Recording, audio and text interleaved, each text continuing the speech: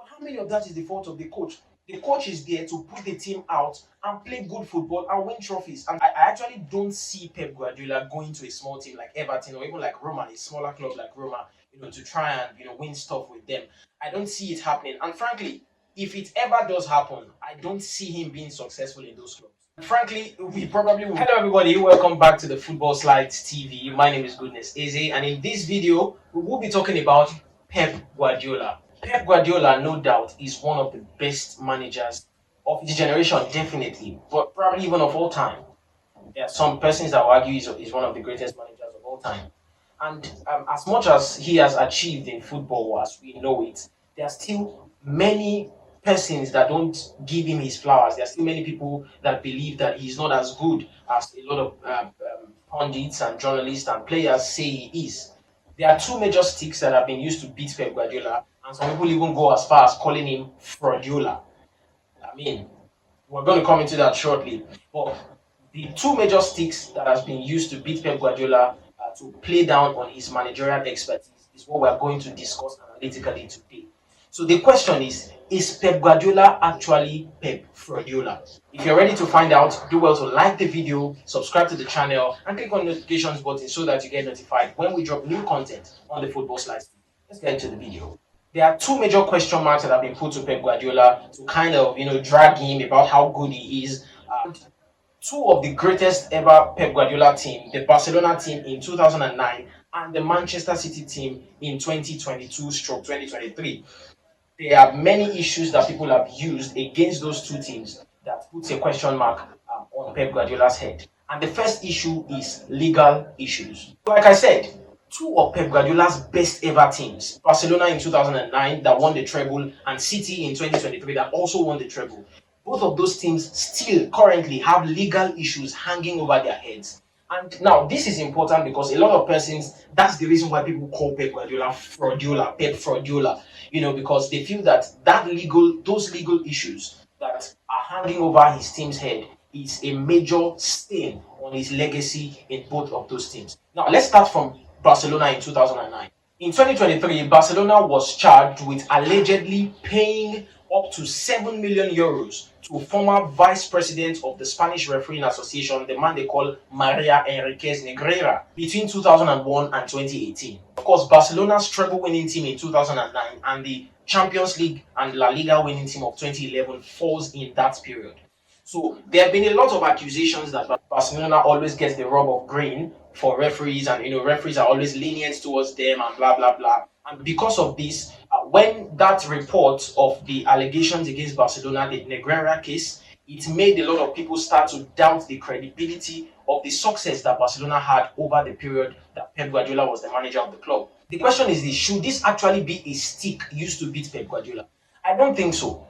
A manager should be judged by how well he is able to put his team on the pitch and get them to play. I don't believe a manager should be judged by whatever goes off the pitch. And this is a case of Barcelona's issues off the pitch. And I don't believe that it should be a stick used to beat Pep Guardiola. Pep Guardiola's treble-winning Barcelona in 2009 were one of the best teams anybody has ever seen. Between 2009 and 2012, they played the best football some of us have ever seen. And we cannot hold the issue that the club had off the pitch. We can't hold those issues against them. So I believe that this is not a major stick that should be used to beat Pep Guardiola. So if you are calling Pep Guardiola Pep Fraudiola because Barcelona had a legal case when he won the treble, I don't think it's valid. Now, let's bring it down to Manchester City. Of course, it's no news now that there's 115 charges hanging over Manchester City. And with every trophy that Manchester City win, people keep on mentioning how that they have 115 charges hanging over them. But actually, come to actually think of it, how much of it is Pep Guardiola's fault? I mean, we could talk about how well they didn't balance their books, how well they didn't cooperate with UEFA, how well they didn't cooperate with the Premier League, in the investigation and all of that. But how many of that is the fault of the coach? The coach is there to put the team out and play good football and win trophies. And so far, Pep Guardiola has done that. Now, it's easy to say that because of Manchester City's alleged cheating, they've been able to, get out money and buy players. And we're going to come into that shortly. But still, that's not the manager's fault. The manager is not the one who buys players. The manager is not the one who balances the books. The manager is not the one who keeps financial records. The manager is there to get the team playing and get the team winning trophies. And Pep Guardiola has done that more than any other manager in recent history. Now, the second stick that has always been used to beat Pep Guardiola is that he always has the best players. He could never do it, just like Jose Mourinho won the Champions League with Porto, and just the way Carlo Ancelotti even came to Everton and did beats with Everton. That stick has been used to beat Guardiola. That you could never see him at Everton or even a Roma. Just the way Jose Mourinho won the UEFA Europa Conference League with Roma, that you could never see such from Pep Guardiola.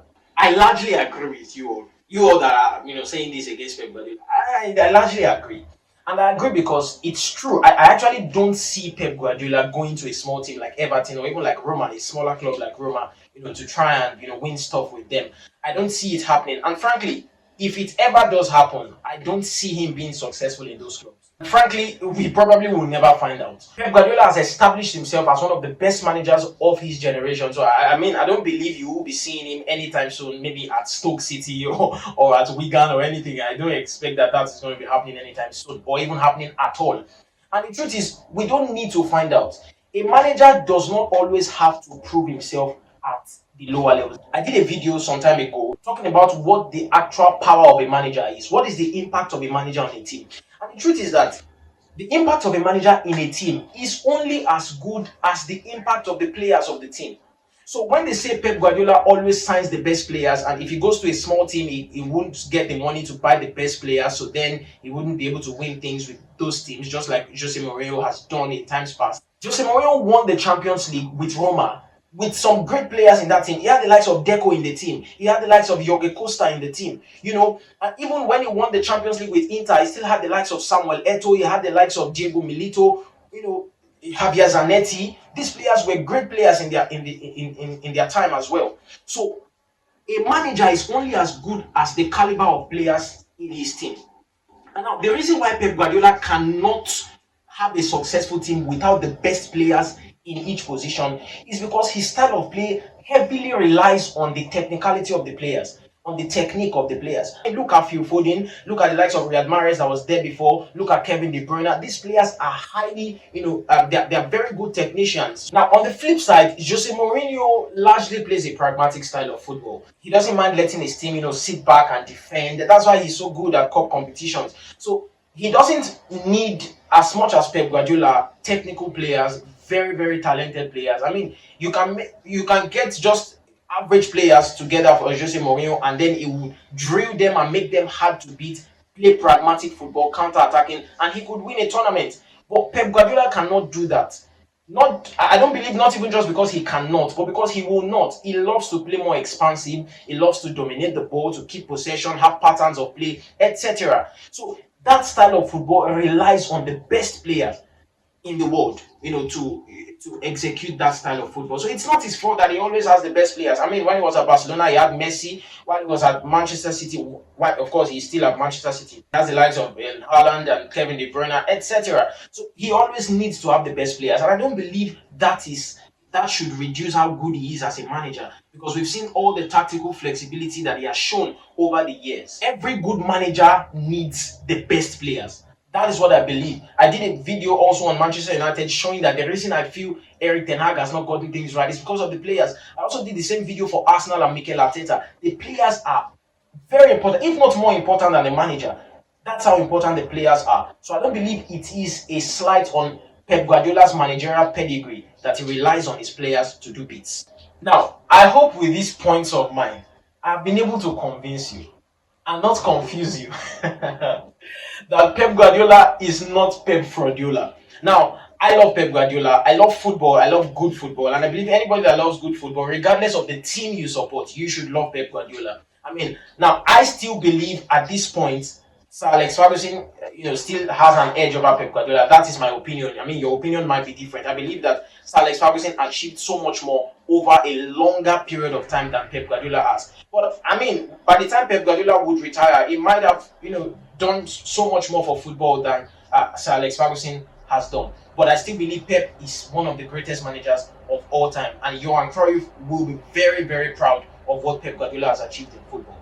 So once again, Pep Guardiola is not Pep Fraudiola. If you've enjoyed the video, do well to like and subscribe, share it to your fellow football lovers, and do well to click the notification button so that you get notified when there's new content on the Football Slides TV. My name remains Goodness Eze. See you on the next video.